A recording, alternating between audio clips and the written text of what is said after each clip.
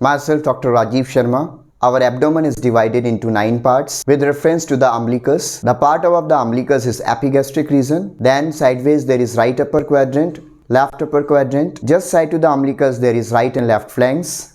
Below umbilicus there is hypogastric region. And sideways of the umbilicus there is right lower quadrant and left lower quadrant. So what's the need of dividing abdomen into the 9 parts? Because of the underlying structures, you can find the pathology and go for investigation and management accordingly. So first let's discuss about the epigastric region. Epigastric region, most important structure within the stomach. So you can have gastritis, you can have gastroesophageal reflux disease, peptic ulcer disease.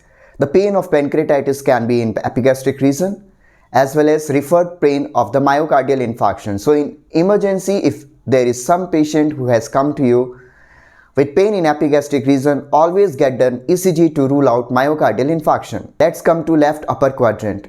The most important structure underneath is spleen. So if you are having splenic rupture or infarct or any kind of the infection involving spleen such as splenic abscess, you can have pain in the left upper quadrant. Apart from that, if there is subdiaphragmatic collection on the left side, or you can have referred pain from left lower lobe pneumonia on this left upper quadrant side. Now come to the flanks. Most important structure being kidney. If there is a stone in kidney, if there is infection involving kidney such as perinephric abscess or pyelonephritis, you can have pain in both sides of the flanks. Now hypogastric region, that is area below the umbilicus. You can have pelvic inflammatory disease, pain due to cystitis, that is inflammation of the bladder. You can have urinary tract infections as well as ectopic pregnancy in females. Now let's come to the periumbilical region.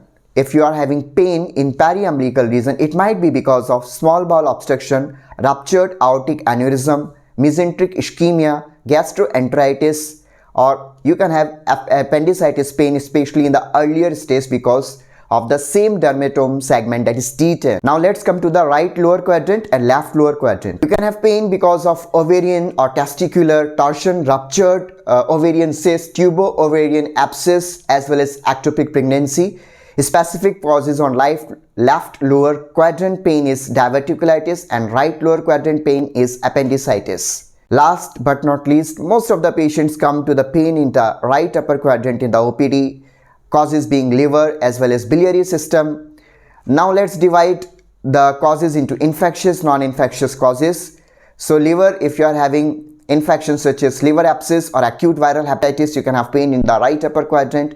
Non-infectious causes being alcohol, causing the hepatitis, congestive heart failure, causing the back pressure changes, which might be cause congestion in the liver and thereby causing the pain in right upper quadrant, as well as Buerger syndrome, that is thrombosis in the hepatic vein. Biliary system, infectious causes acute cholecystitis involving the gallbladder, ascending cholangitis involving the CBD. Non-infectious causes being like stone in the gallbladder or stone in the common bile duct. Also you can have right lower lobe pneumonia, that is referred pain, as well as subdiaphragmatic abscess similar to the left side. There are also generalized and poorly localized causes of abdominal pain such as inflammatory bowel disease, infectious colitis due to Clostridium difficile, spontaneous bacterial peritonitis, secondary bacterial peritonitis which is due to bowel perforation, as well as metabolic cause such as diabetic ketoacidosis. Rare causes being adrenal insufficiency, acute intermittent porphyria, angioedema, herpes zoster, as well as abdominal migraine.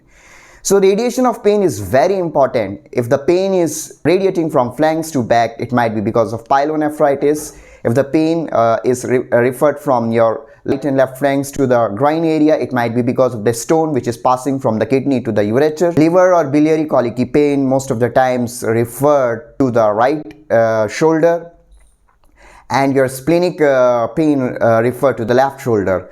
So that's very important because of the dermatomal segment, the pain is sometimes referred. Appendicitis, in early phase you can have periumbilical pain, middle phase you can have right lower quadrant pain, and late phase you can have generalized pain because of perforation. In the next section we will discuss how the history, what kind of investigation, how do we actually manage such pains. Thank you for watching.